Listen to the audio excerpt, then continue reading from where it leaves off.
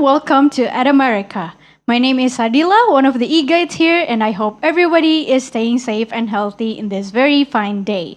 For those of you who are new here, At America is the U.S. Embassy's American Center, and our mission is to provide a space for young Indonesians to learn more about the United States. Our event today is GED test preparation, reasoning through language arts. But before we start the event, let's spice things up with a little trivia. And our trivia for today is true or false. The use of digital games in mathematics education promotes students' mathematical reasoning. You can submit your answer through our social media platforms, and for those of you who can't answer it correctly, we will give a live shout out. And now, without further ado, I would like to introduce you all to our facilitator, Zakaria Shadkam, GED qualified instructor. Zach, the time is yours.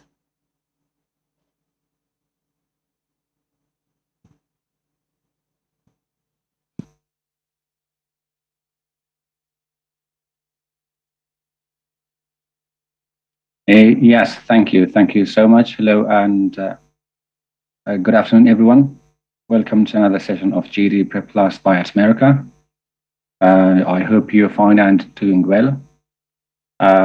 This is session 13, and let me share my screen. Just a moment, please.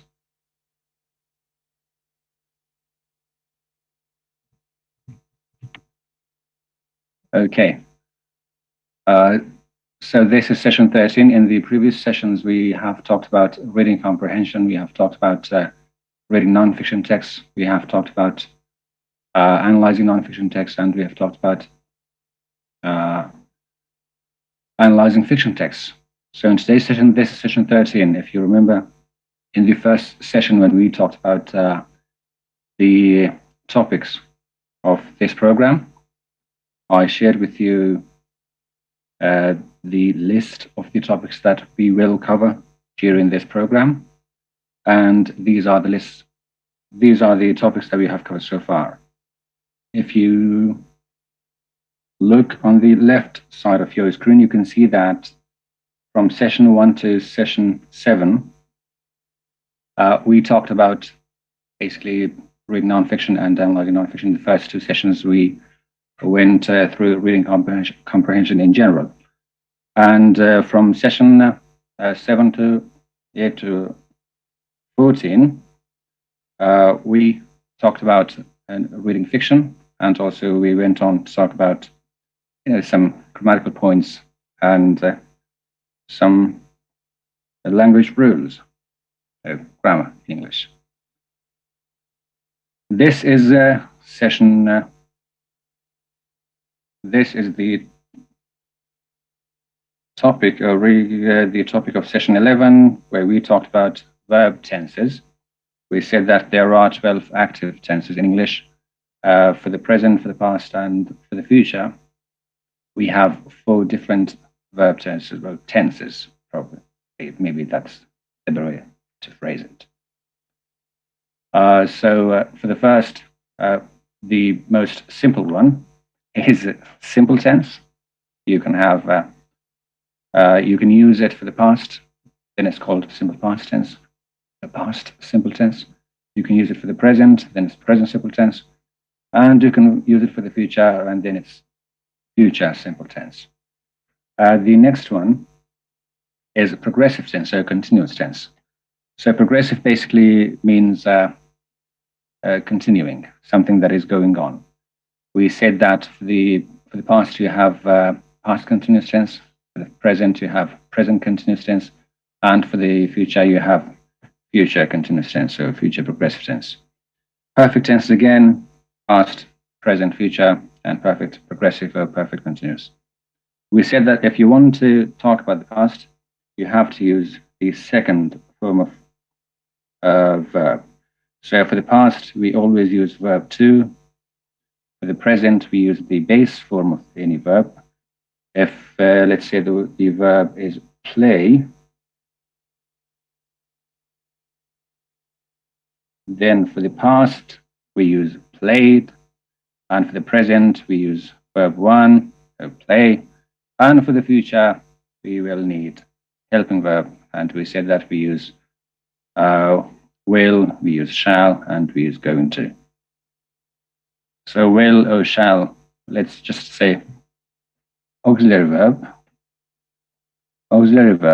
plus base, the base form of any verb that we want to use.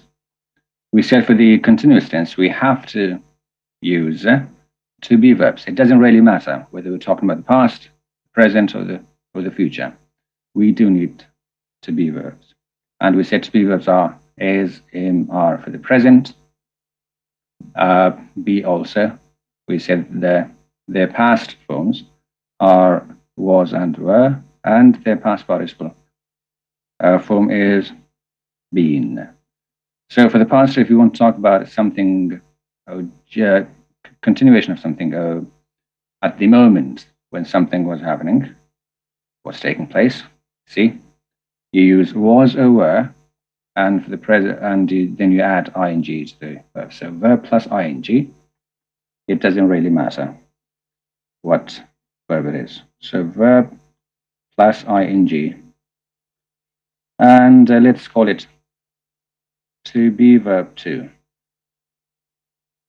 To be verb, and then let's call this 2, which we know is was and were. Anyway, we talked about for the present, you use SMR, and then you add verb ing, you add ing to the verb. And for the future, you use auxiliary verb will, shall, going to, and then you use be. So for the future, you use be plus, not be the letter, be the verb. Be plus verb plus ing, and of course here in a shall, will, going to. And for the present, SMR, either is, am, or are, plus verb plus ing. These are, these two, simple tense and progressive tense, these two are more commonly used. If you are new to English language, I'm sure that these are the two tenses they use mostly. And perfect tenses, we said that for the past. Let's go through the present first. We said that for the past, we have to use the past form of to have verbs, which is had. And for the present, to talk about the present, we said it talks about an action that started in the past and completed in the past, but the effect is seen in the present as well. Like I have lived somewhere, I have done something, I have committed a mistake, or maybe a crime. I hope not. But anyway, this is something that you use present perfect tense for. And for the past, I said I shared about using to have verbs, but you have to use the second form of to have verbs, which is had. So you say I had done something. So you use had for the past, and then you use past participle form of any verb. I had played, I had run, I had read, I had heard, I had listened, I had maybe spoken, I had talked, I had been told, I had been, I had done. Anyway, so that's how it goes. The present, I have done something, I have heard something, I have basically plus past participle of any verb. And for the future, you use again will, shall, are, going to, and then you use to have verbs. For first person, you use have. For the second person as well, use have. For singular third person, like he, she, it, you use has. But since you have will, which is a helping verb, it changes the base form of to have verbs. It basically you use have for anyone. As I said, normally you use have for the first person, have for the second person, and for any number of people more than one. But you use has for a single third person like he, she, it. But for the future perfect tense, you have to use have for all of them because he will have done something, not he will has, right? So anyway, that's how you do it. I'm going a bit fast through this because these are all the topics that we have to cover today. I will be talking a lot today, and I hope if at any point you have any questions, do let me know. Anyway, so for perfect progressive tenses or perfect continuous tense for the past, use I had and then use been. For the present, you use have plus been plus verb ing. And for the future, you use will, shall go into plus have plus been plus verb ing. Anyway, that was session 11 and this is session 12. In session 12, we talked about parts of speech. We said that in any language, it doesn't really matter what language it is. Words have functions. They do a job. And in English, based on their job, they are categorized, or they are kind of put in different categories. You have noun, which is name of things.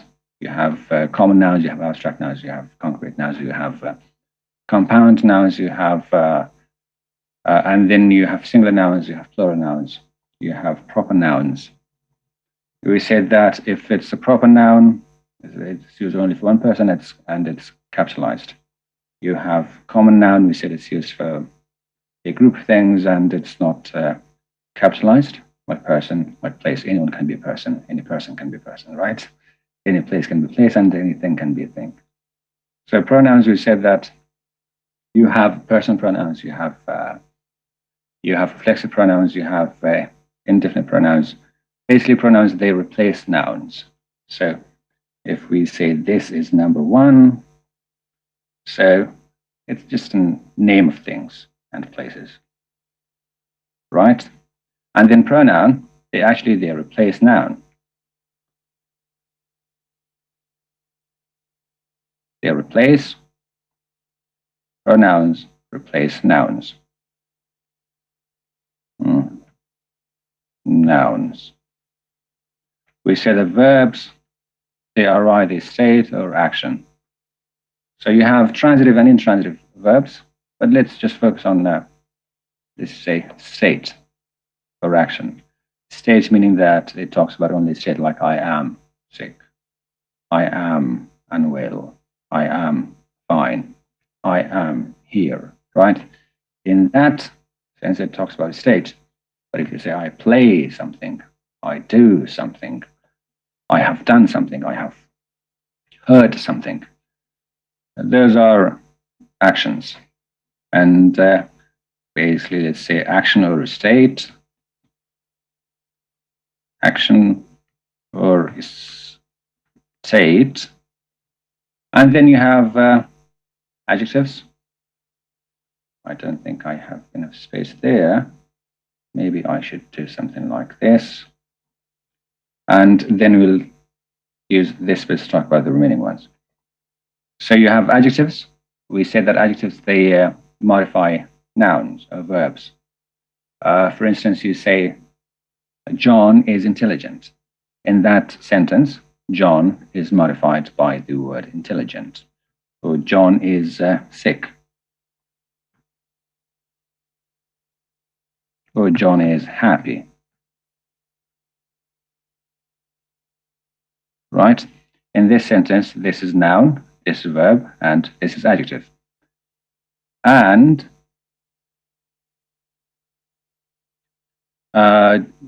adjectives, they modify pronouns as well. You can say he is maybe a very good football player. So in that sentence, good. Maybe that's a bit more complicated. He is a genius.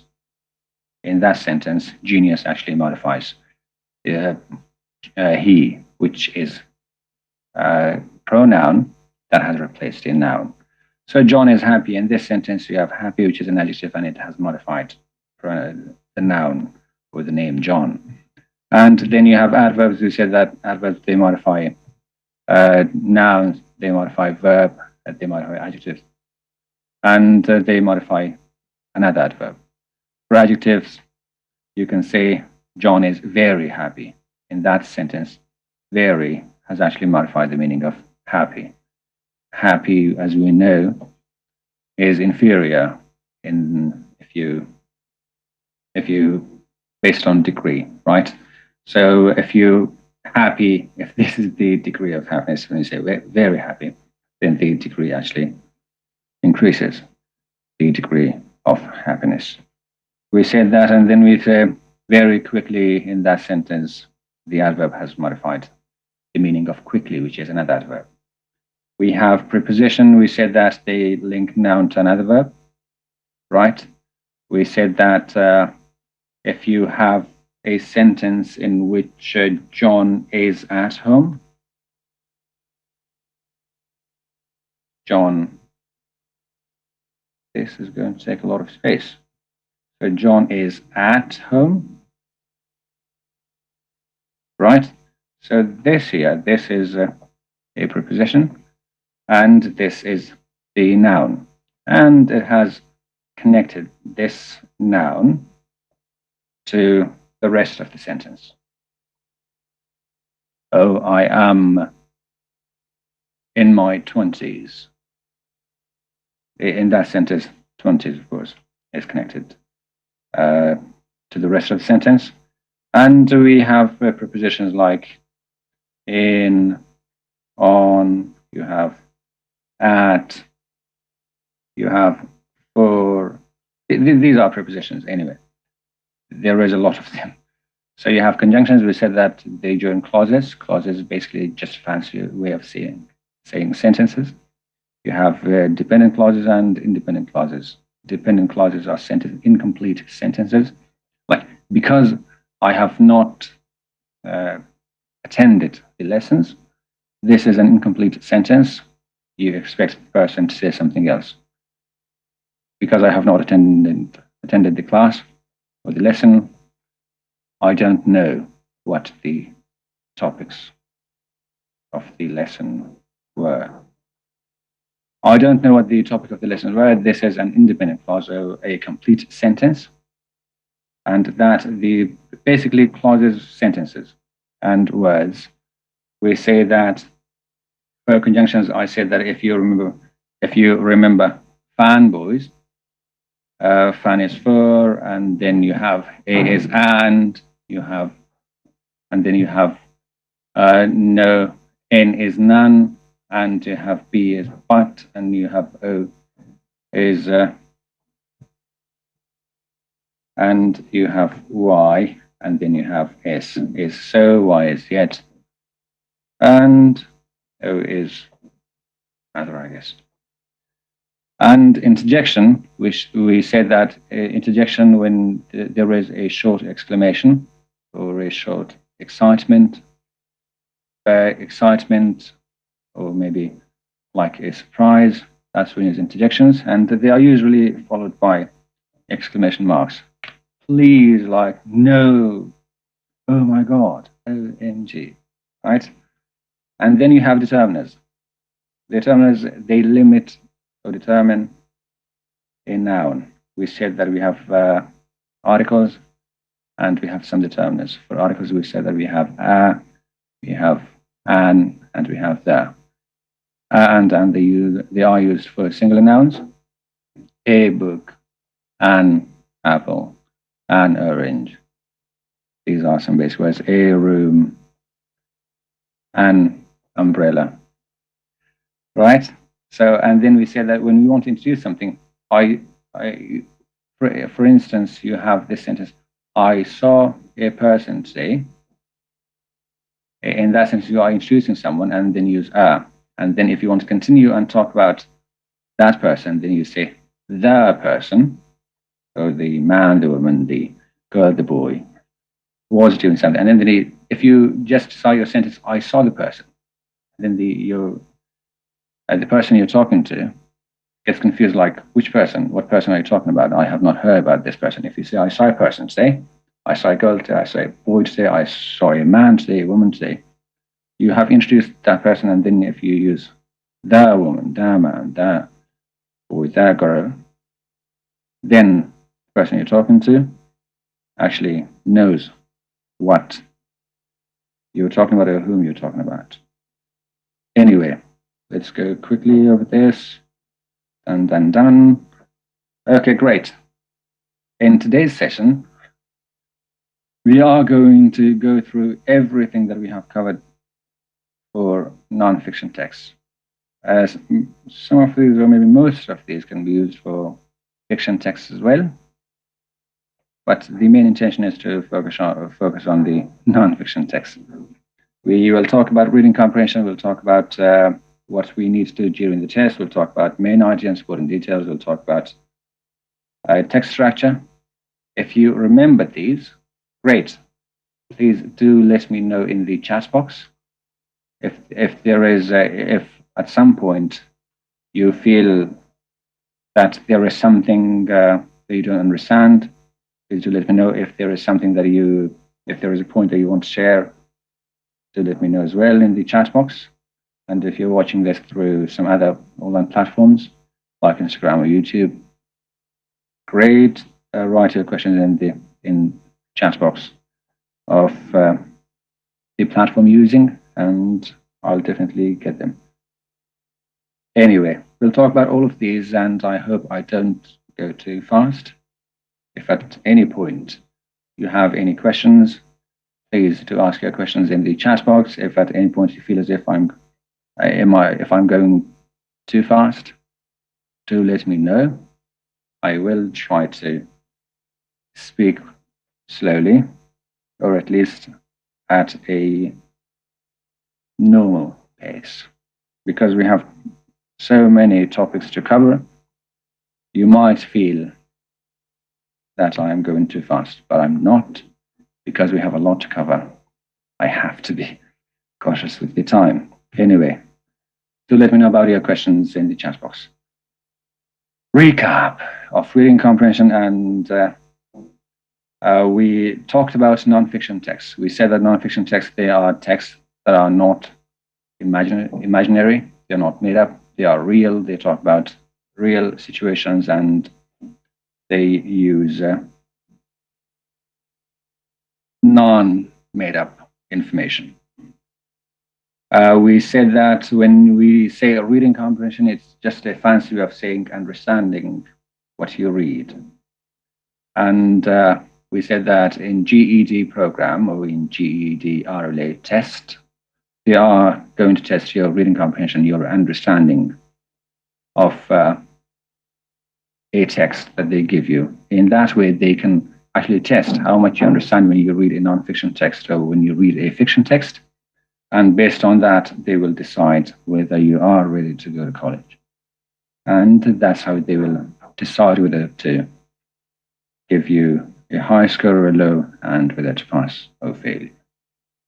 We said that when you read actively, and when you reading actively and effectively, reading actively and effectively. When you read actively and effectively, you understand the text. By reading actively, you can decide, you can determine what the main idea of the text is, or what the supporting details are, what the text is talking about. By reading effectively, you can answer the questions that you are asked during the GED test. And we said that during the test, you will be asked to analyze written materials. There is no listening test, so that's a relief.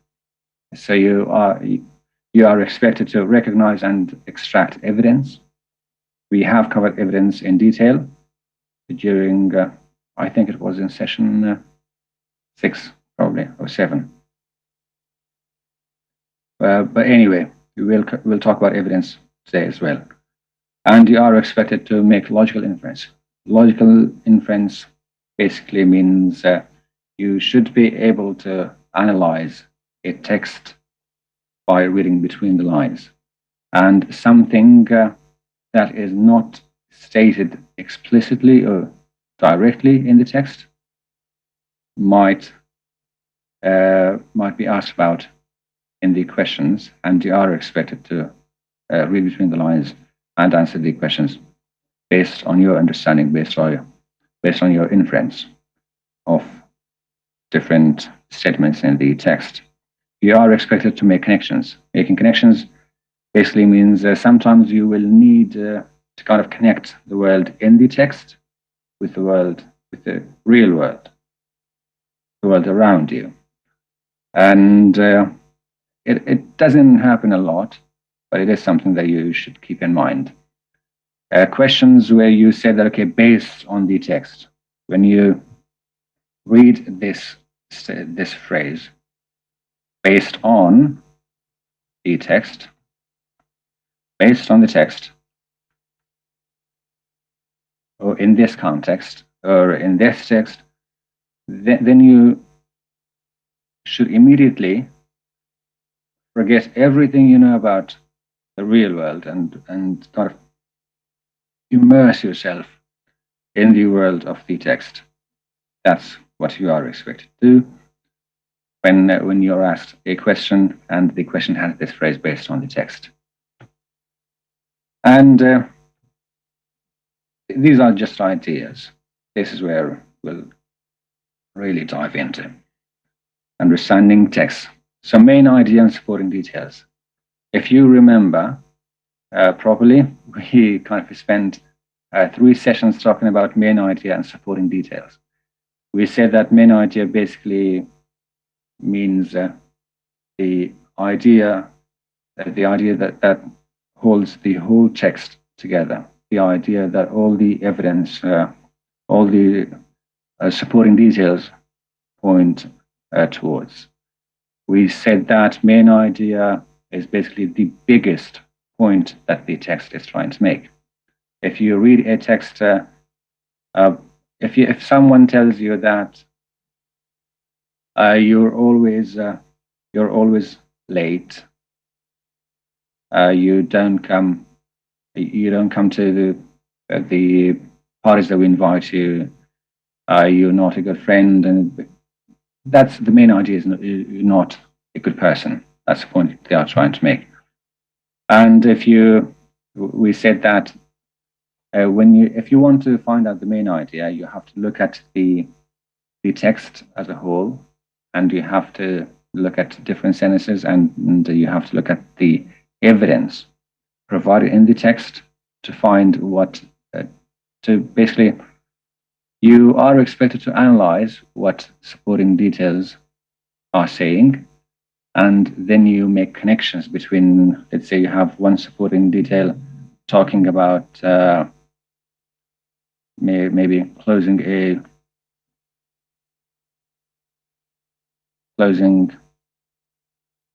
a gym. And then the next supporting detail talks about benefits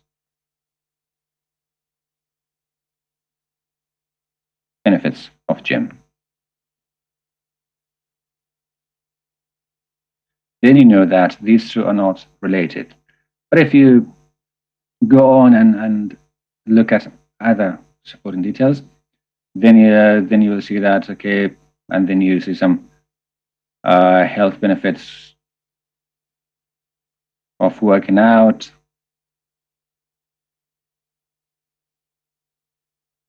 benefits of working out,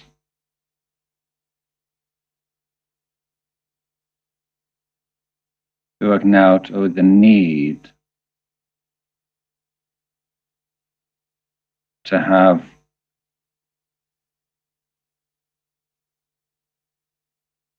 more gyms in the area, then you know that this one, after reading these two, you are kind of confused what the text is saying.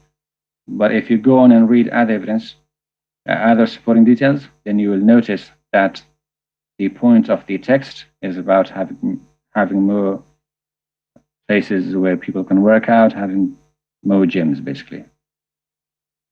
That is how you find supporting details, and that's how you decide whether supporting details have, if there is, maybe there might be a statement saying that, okay, we need more gyms in the area, people are getting really, this is not politically correct, but I'm going to say it anyway, people are getting heavier day by day, and people have stopped working out, people feel as if it's okay to be unhealthy.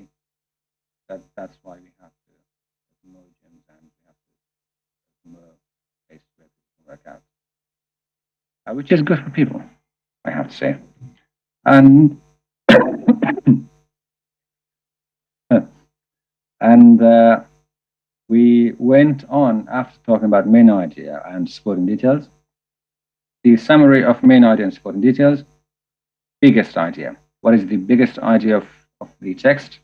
Or what the biggest point of the text is, and also supporting details, and that basically means whether the evidence provided in the text support the idea or the point that you think is the biggest point of the text. We went on to talk about text structure. We said that there are different types of text structure. When you look at a text, usually a passage in GED test or GED related test uses only one of these structures. But if you have a book, then you can have different chapters, and each chapter uses one structure, and book as a whole uses maybe all of these structures that you can see here. You have cause and effects. We said that cause and effects basically talks about what causes what. If you maybe put it in the simplest way, I have, or maybe I should talk more generally.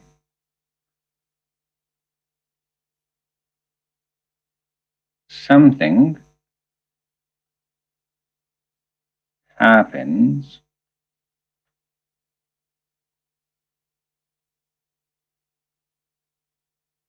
because of, something happens because of dot, dot, dot, dot. Something happens because of, something has happened because of, or something has happened because. This is basically the effect, and this is the cause. I have put on weight because I have not been working out for the last 3 months. I have, I have not had enough sleep because I've had to work a lot. That's basically how the whole text is going to be structured. Like, people are not really interested in politics because of the recent political, maybe you could say, the political chaos in the country, and because recently politicians have lost the trust that people had on them. Compare and contrast, basically, when you compare two things, you say, I gave you the example of Jakarta and Delhi. I said, okay, you can make some comparisons between the two. Compare basically means you find similarities, and contrast, you find differences. If you want to talk about similarities, you say Jakarta and Delhi have kind of equivalent number of population. There are 21 million people in Jakarta. This is made up by, I don't know the exact population of Jakarta, so please don't take it literally. So Jakarta has 21 million population. Delhi also has 21 million population. Jakarta is hot, and Delhi is hot. It rains a lot in Jakarta, and it rains a lot in Delhi as well. This is how you compare. This is how you find similarities. You say, I am a good person. I am determined to do good for the community, and they say that person is a good person as well. I do these things for the community, which are good, and that person does these things for the community, which are good as well. You find similarities when you compare two things. Contrast, you find differences. You say, okay, I live in Jakarta. You live in Delhi. I am from Indonesia. You are from India. I am a teacher. You are a software engineer, and that's how you that's how you contrast with. That's how you find the difference between two things, or discuss difference between two things. When you read a text during GED test that talks about differences, then you know that this text structure is used in that text. Chronological order basically means when the author decides to write things based on, or decides to place the information based on order of time. They go on to talk about, let's say, in 1800. Let's talk about World War, for instance. We say that World War I took place in 1914, and it started, I don't remember the exact month, but 1914, and it continued until 1918, and after that, this happened. And World War II started in 1942 and continued until 1945. Was it 1939, 1942? Not sure about it. Anyway, that's, if you read something, you say, okay, John, at 5 a.m., John wakes up. 6 a.m., John has breakfast and then goes to work at 8, has lunch at 12, and then has a meeting at 4, and then talks about, John coming back home. And basically, the author writes, places all the information based on the order that they happened, based on order of time. A problem and solution, I'm giving you really simple examples. It's up to you. It's your job to apply the ideas that I present on the complex or complicated text that you will get during your GED test. And if you just understand the basics, you'll be able to apply them anywhere. Anyway, problem and solution is there's a structure that is used when the author decides to talk about problems and offer solutions. Sometimes the author does not even offer any solution, only talks about problems. You have read, these days it has become a norm. Newspapers and TV, maybe news on TV, to talk about only problems, and they do not offer any solutions. That's how TV networks and news and media outlets basically function these days. Sequence writing is basically a series of steps. It's used mostly in textbooks. It's used mostly in it's mostly used in books where the author tries to teach something to the reader. We'll talk about what is step 1, what's step 2, what's step 3. That's basically sequence writing. And descriptive or spatial writing is when the author decides to describe something or uses descriptive words like big, small, large. And the whole text is basically descriptive. For instance, you have this. You might read this mostly in novels, where the scene or basically the whole image of a place is being set up, usually in the beginning. And this is, by the way, used, if you remember, in fiction text, we talked about the first one, the first part of the pyramid, which is that's where exposition, that's where you are exposed to the character or to the the whole environment in a text or a novel, that's when they use descriptive writing. That's how you are introduced. And then we went on to talk about the perspective of the narrator or the narrator.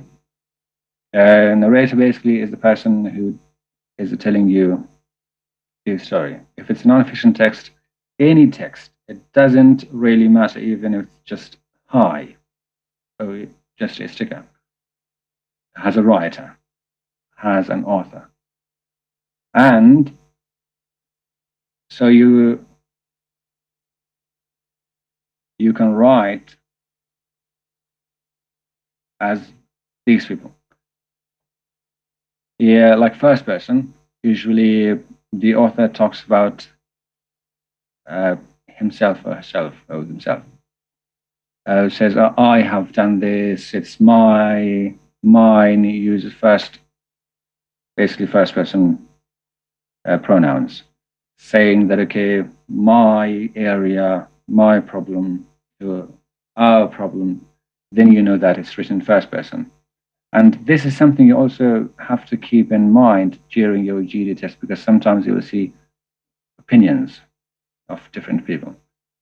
And that's when you know that the text kind of becomes less credible, because it's the first person, because it's written by someone who is concerned, someone who is affected by a situation, and they use first person narrative, and the narration seems like opinions.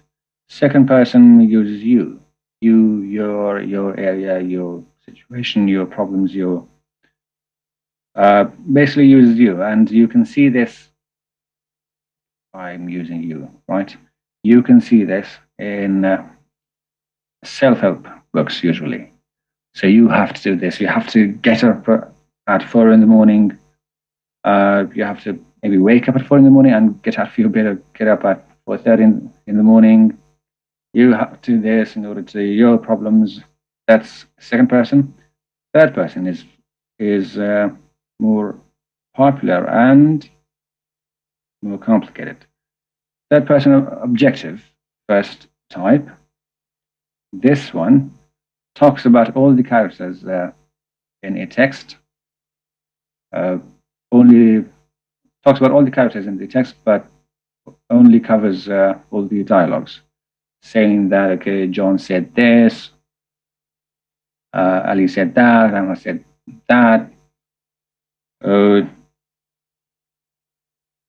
best way is does not talk about what any character in the text thinks or feels at any point. Limited focuses on only one character, usually the main character, talks about that character's feelings, thoughts, and dialogues. Basically, talks about everything of that character, all the things about that character. And the third person, omniscient, we said that omniscient basically means all-knowing, and it talks about everyone's thoughts, feelings, dialogues, acts, and usually characterize them as well. Okay, if you have any questions at any point, I know I'm going a bit too fast. If you have any questions at any point, please do ask your questions. Now, let's continue. Okay, we went on to talk about facts and opinions. We said that statements said as facts can be proven or disproven. For instance, you say I am 43. I know you're not, but maybe there's something you say. This is a statement that can be proven or disproven. So this is stated as fact. You're either 43 or you're not. And opinions, they cannot be proven or disproven. They can be argued, by the way. You say that I think, or maybe even if you don't say I think, you say, for instance, I don't want to, maybe you say Dave Chappelle is the funniest comedian of all time. You say Dave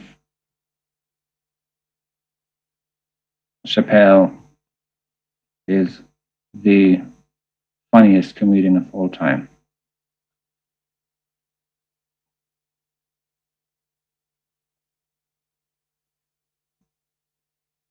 Of all time. So this statement is an opinion, and it cannot be proven or disproven, because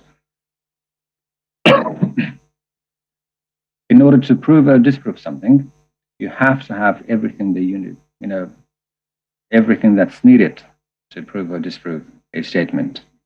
So for this, you have to have all the comedians from all the time in history, basically from everywhere in the world and from any point of time present, and decide who's the funniest and who's not. And comedy is subjective, so humor is subjective.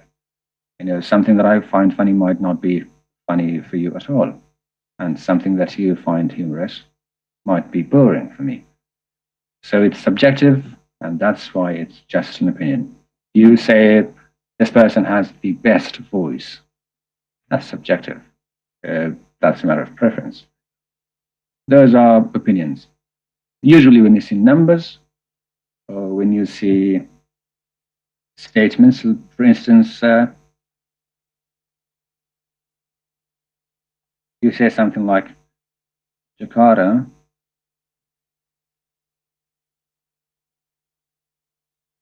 is bigger than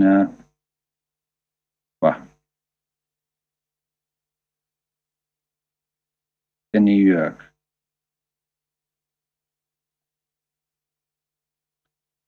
So this statement can be proven or disproven, right?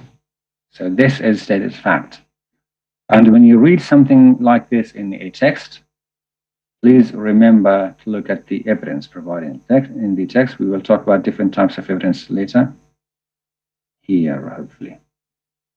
Anyway, and statements stated as facts, you just need to remember that they can be proven or disproven. You can just take some time, and you can find whether this statement is true or false. But with this one, Dave Chappelle is the funniest comedian of all time, this can be argued. You can argue about this for ages, and you will still not be able to have the answer whether it's true or false. Anyway, we have been talking about making inference like a lot, and we did talk about inference in one of these. I think it was session 5. We said that inference basically a fancy way of saying reading between the lines. For instance, if you look at someone and they smile and they talk happily and they seem happy, then you can infer that this person is living a good life or is content with his or her life. And if you see someone who does not seem excited about life, who does not seem happy, use statements that bore you, then you come to think that maybe this person is not living the best life possible for this person, for him or for her. That's how you do it in real life, but in text, what you do is you read the text. You read maybe a text. You read a text closely. And then after doing that, what you do is you find different evidence, so different supporting details. You find supporting details of main idea, assuming you have found the main idea. Let's just say find evidence, try to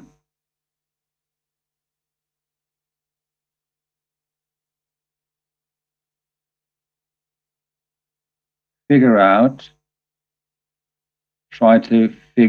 out what the evidence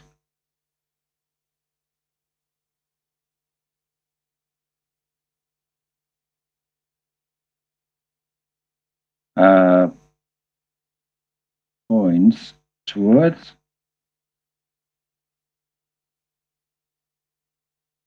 No, sorry. Towards. And that's when you can basically say, oh, so this is what the author is saying. We said that inference, written between two lines, making logical inference, however, is making an inference that makes sense. For instance, someone does not come to your birthday party, someone does not hang out with you, then you can infer that that person does not like you. Or someone who is always with you, someone who is a friend in need. And we know that a friend in need is a friend indeed, right? That's when you infer that that person likes you, that person wants to be with you, wants to be your friend. That's how we do it in real life. In texts, you read these statements, you read the text, you find the evidence, and then you figure out what the evidence points towards. And that's how you make logical inference. Like an example of illogical and invalid inference is, for instance, if you read in the text and all the evidence point towards Jakarta being bigger than New York, using our previous example, and then you come and then you decide New York is bigger than Jakarta. When you knew that Jakarta's basically all these statistics in the text pointed towards Jakarta being bigger than New York, but then you come and just say, oh no, even though it's not mentioned that Jakarta is bigger than New York, you have, you have the length and the width, and you have about statistics about vastness and number of different areas about both cities, but it's not directly stated that Jakarta is bigger than New York. That is something that you infer after reading the text and after analyzing the evidence. Anyway, we went on to talk about author's tone. We said that author's tone really matters.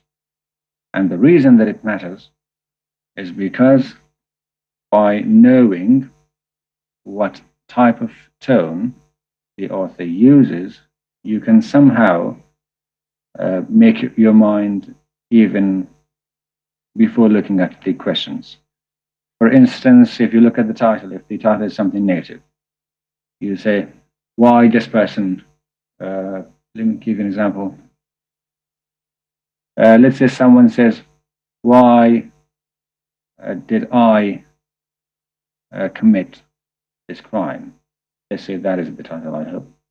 You don't have to read something like that. But anyway, let's say that's the title. Then you know that maybe the author is trying to justify something, a crime that the author committed. And then you go on and look at the main idea. And then you look at the supporting details. You look at the word choices. We say the word choice really matters. When you can use beautiful, you can use gorgeous, you can use astonishing, you can use ugly, you can use disgusting, right? You can say ugly. It's fine. Disgusting is strong. And by word choices, you can decide or you can distinguish between you can distinguish by looking at the word choice. You can decide, or you can determine what the author's main idea is, or what point the author is trying to make. And it's very important because the word choice actually, the word choice tells you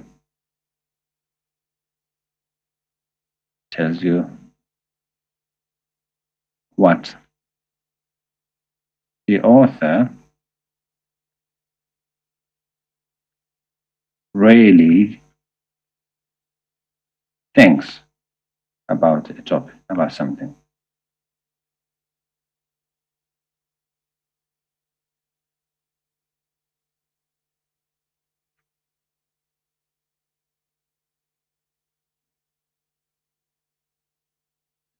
And this is usually the case when it's an opinion piece. You might be aware of some columns in newspapers where it's an opinion piece and the author only talks about, shares some opinions and gives some details about the opinions and provides some supporting details. But deep down, or maybe at its most basic state, if you read the whole piece, you find out that it's just opinion. Anyway, we said that in the text, after reading a text, you are expected to make generalizations. Generalizations is basically reading a text, just like here, reading a text, looking at the evidence, and then deciding what is. For instance, you say that, I think I gave you the example of, okay, we have, for instance, you have this statement. We have interviewed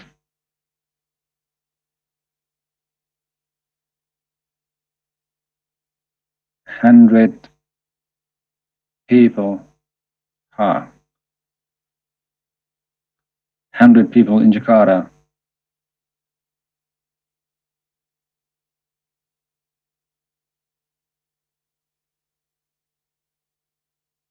Whether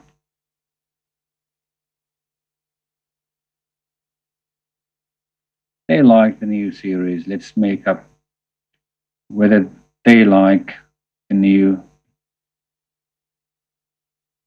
TV series. You can replace this with any name, right? You can say Game of Thrones, you can say Breaking Bad, you can say maybe Money Heist, any Stranger Things. Anyway, you need to keep blinders. And then you say that, okay, we have done this, and then 55 of those people said no, they did not like that TV show. Then you can decide that based on a poll done about that TV show, most people in Jakarta do not like it. That is a valid generalization. And in general, when you're making generalizations, or when you read a generalization made by the author, you usually see a phrase like most,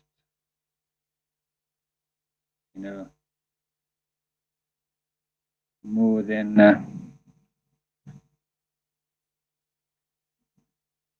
half,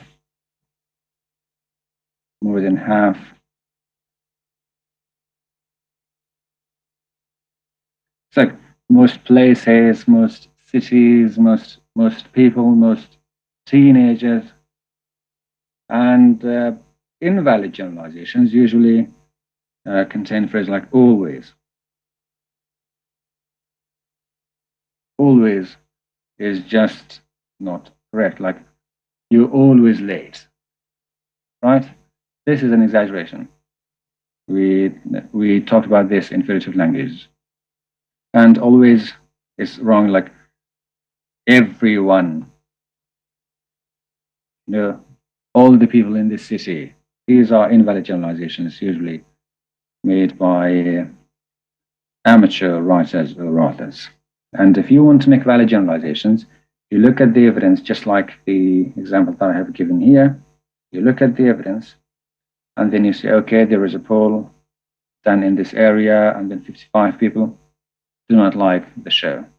And then you come to the conclusion that most people, more than half of, based on this poll that was done, of course you have to mention that one as well, most people do not like the TV show. That's a generalization. Again, if you have any questions, please do let me know in the chat box about any of these topics. The next one is purpose of a text. It doesn't really matter what you read. Just as I said, if it's just a hi, it has a purpose. It has an intention. You have to find out the intention of a text. And generally, texts are written to entertain, usually novels, usually made-up stories, right? And to inform, to persuade, to inform, you see this in the news outlets, you can see this in school books, you can see this. The intention, when you read a text where the intention is to entertain, it can make you sad, or it can make you feel happy, but it does not provide you any real-world knowledge. You will not come out of, you will not, after reading a text in which the intention was to entertain you, you will not, after finishing it, you will not feel enlightened, you will not feel as if you have gained some knowledge. But when you read informative texts, after reading that, oh, I didn't know that. Now I know this, I have gained this information. And this you usually see in newspapers, in school textbooks. And they always explain something, describe something, give you information about something. And the next intention, or another purpose of a text, could be to persuade. Persuade means that they try to change your mind, challenge a belief that you have, why you shouldn't do these things. 10 habits that you should quit. You have these, and they are usually very interesting because they use phrases to challenge your beliefs. They use phrases to make you doubt what you believe in, and they are good to read because sometimes you need your beliefs to be challenged. Anyway, when you read a text in which you feel as if you are informed, know that the intention of that text is to inform you. And when you read a text, or you watch TV shows and then anything, and you feel, oh, I had a good time, at least my time passed. I did not learn anything. I was not challenged, but it was entertaining. And the text, whatever you saw, was made to entertain you, with the intention to entertain you.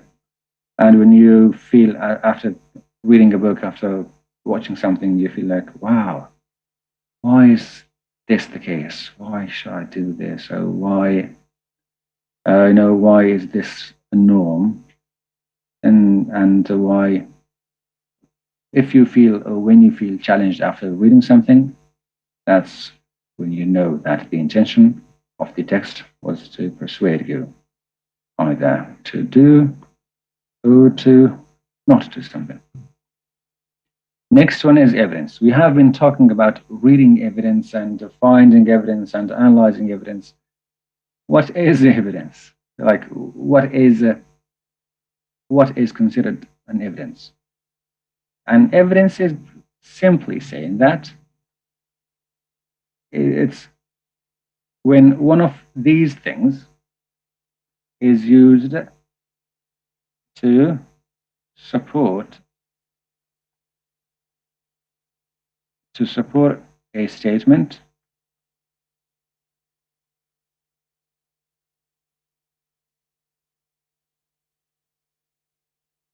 That's basically. So they are used to support a statement. For instance, you say that I don't want to get married. Oh no, it's too young for you guys to talk about this. For instance, you say that, okay, I don't want to play football because it's dangerous. And then you use statistics saying that, okay, 3 out of 10 people who play football, they end up breaking, bones during play.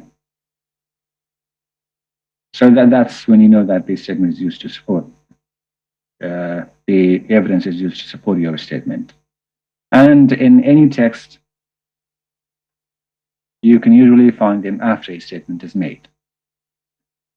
If the text uses kind of the cause and effect structure, which we talked about, if the text uses that, you usually see a statement first, a statement, and then you read the statement, and then you come across the evidence. Next. And sometimes you see the evidence, either a fact is mentioned, either statistics are used, either like an anecdote is written, an example is given, and opinion of an expert is mentioned, quoted, and then you have some graphical evidence like a chart or a bar, and then you have some logical reasoning. Sometimes you go and you see facts, you read a text and you see facts, you see statistics, you see anecdotes. That's when you know that the text is, or the main idea of the text is supported very well, and that is a well-supported text. Facts basically means a statement. Statistics, numbers.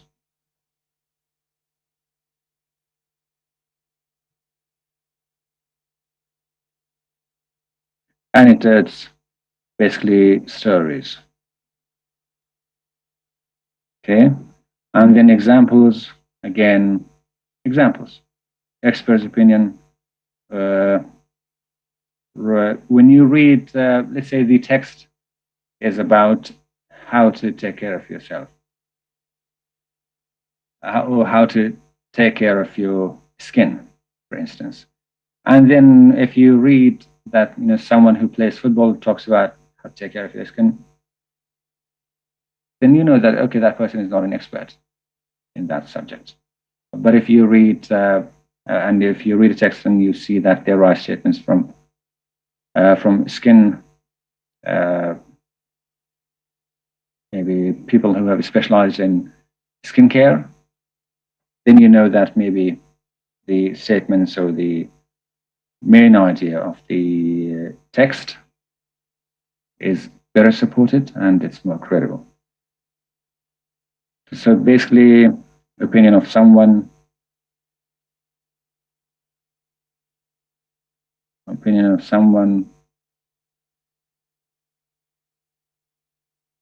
who knows,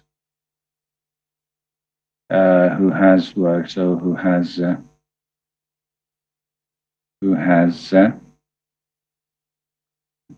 worked, or who has knowledge.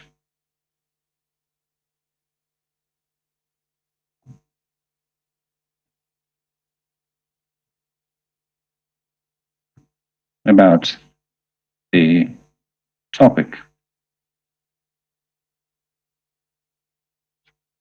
Okay, graphical evidence, like bar graphs, you see,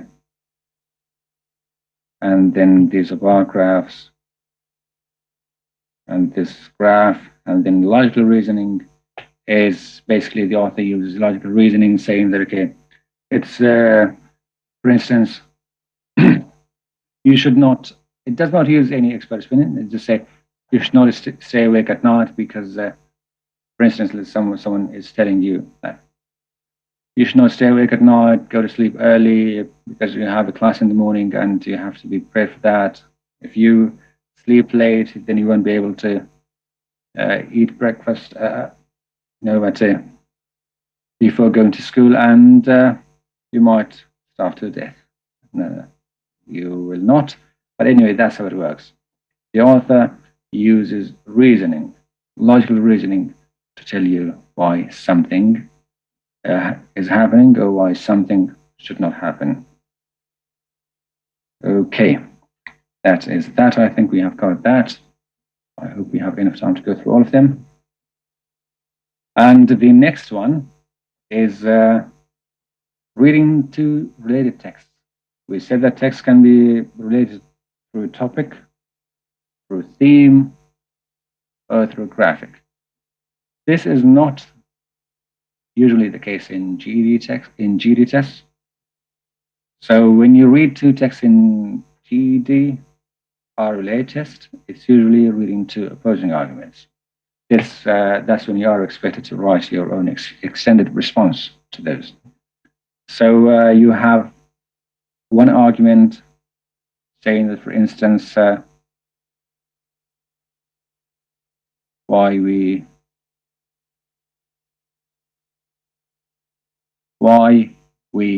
should open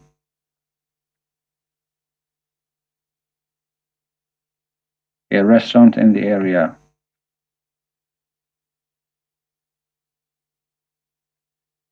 And the why we should, and the other says why we shouldn't do it. No, it takes the opposite. It takes the opposite of that argument side. And when you do that, you are expected to read the text closely. Like I said, ask your questions. Why is the author saying this? Why? What evidence is provided for this statement? And after you do that, you will understand the text. And this is when you make sure to understand the text.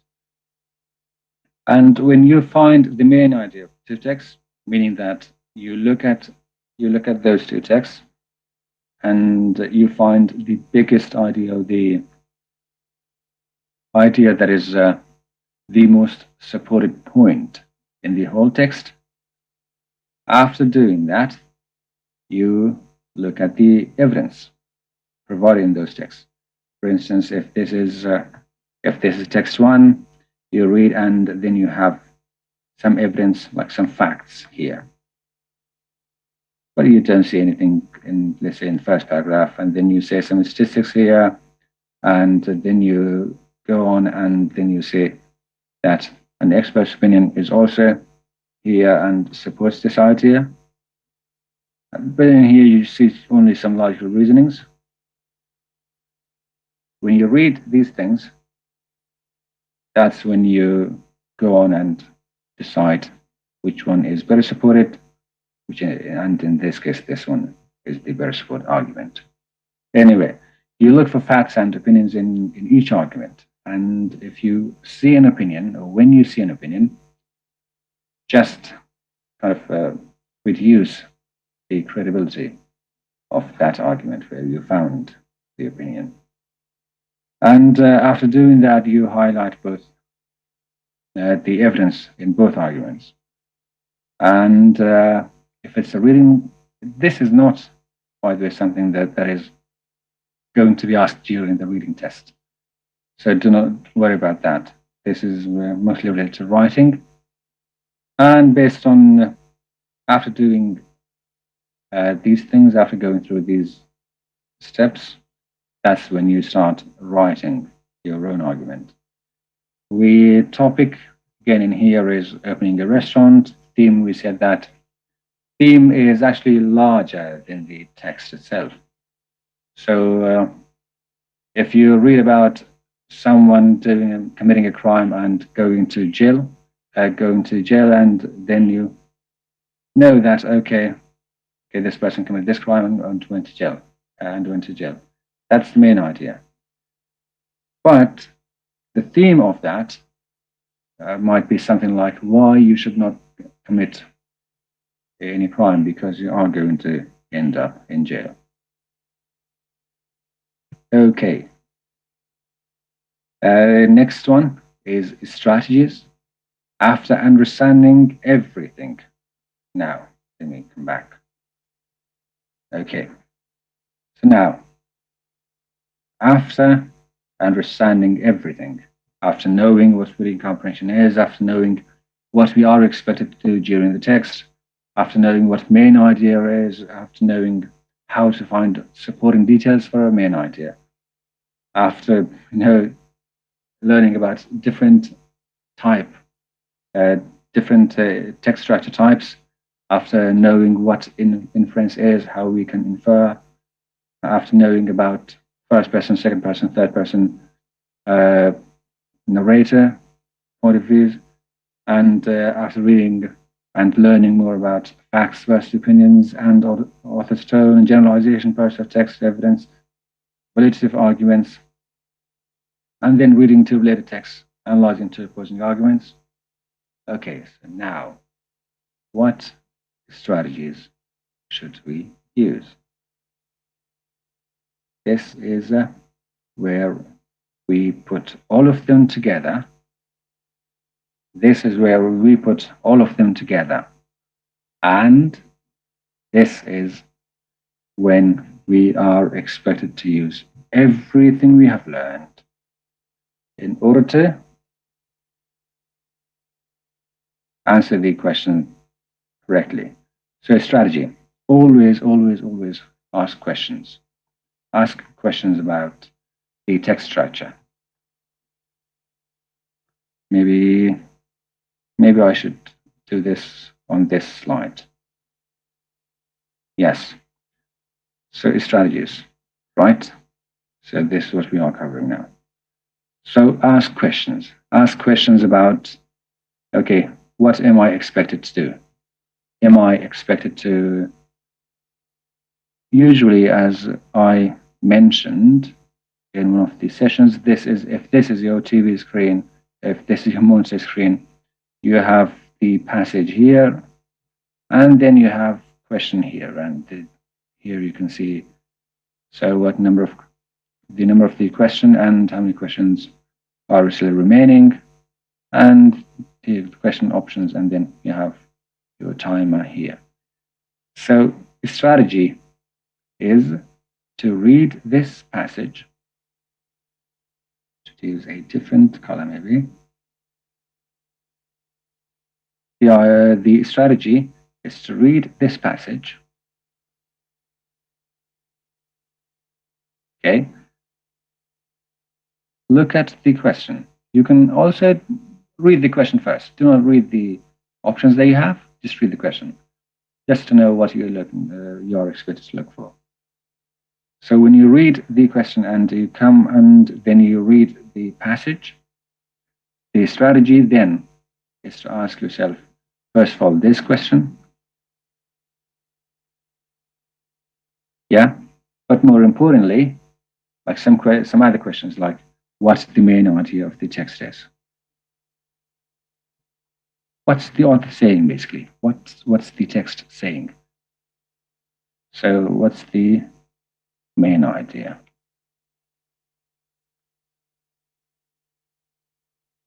And when you come across the main idea, if it's stated directly, when you come across the main idea, that's when you kind of highlight it. You have highlighters during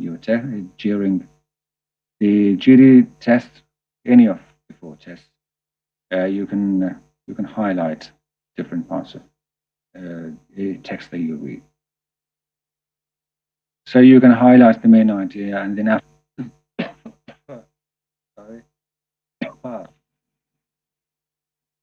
Wow, I have been speaking for quite a while now. I am going to get a sore throat. Anyway, so after asking yourself after kind of going through what the main idea of the text is, and after finding the main idea and highlighting the main idea, that's when you look for evidence. And once you have read this text and you have understood the main idea, then finding the answer to this question right here is the easiest thing you can do. So ask the question, and This question, of course, is important, but more importantly, in your mind, always have this question on your mind. And if you are able to answer that, then great. If you're not, it's fine. Read again, ask questions like, maybe rephrase the question, saying that, okay, what's the text saying?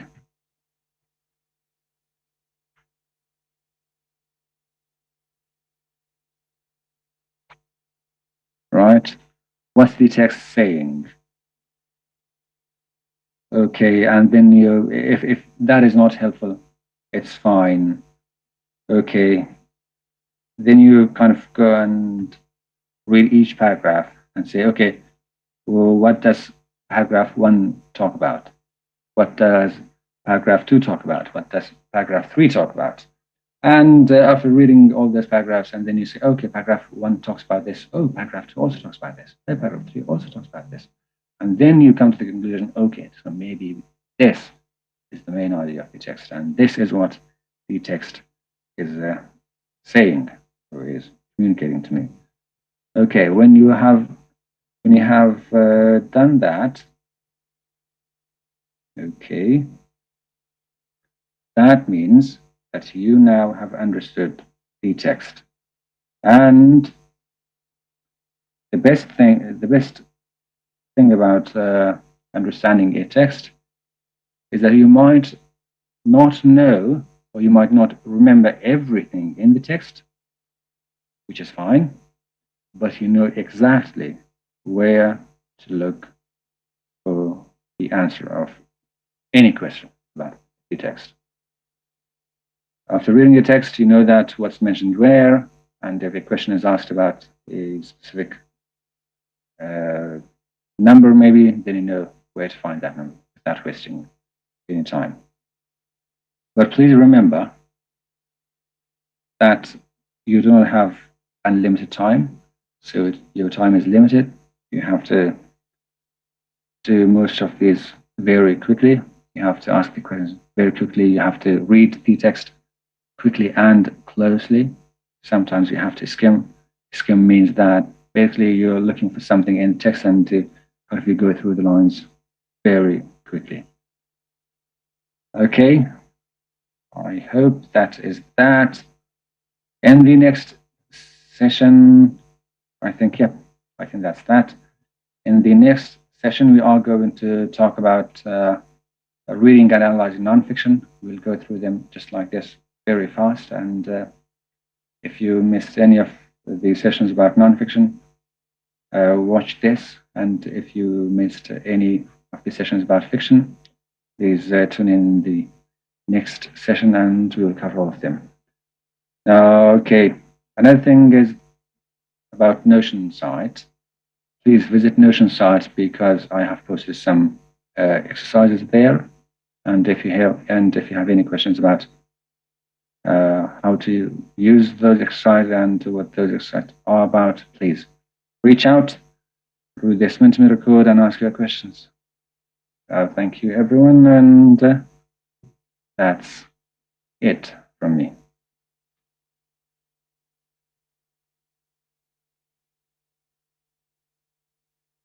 I hope everybody gained lots of knowledge and insight from today's session. We would also like to thank our facilitator today, Zakaria Shadkam, for sharing your knowledge with us.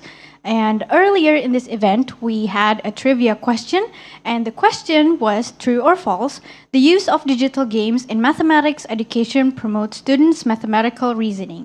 And the answer to that is true. Students' mathematical reasoning can be promoted through digital game-based learning environments, or GBLEs, that specifically target exploration, conjecturing, and justification through the games played. Shout out to @resipraptang21 from Instagram for answering the question correctly, and thank you everybody else who has participated. Don't forget to follow our social media for more updates and fun contents. We are on Instagram, Twitter, Facebook, and YouTube @ATAmerica. You can also be a member through our website atamerica.or.id and for more updates from us. All right, with that, it is time to say goodbye and thank you so much for joining. My name is Adila and see you at the next Ad America event. Bye-bye.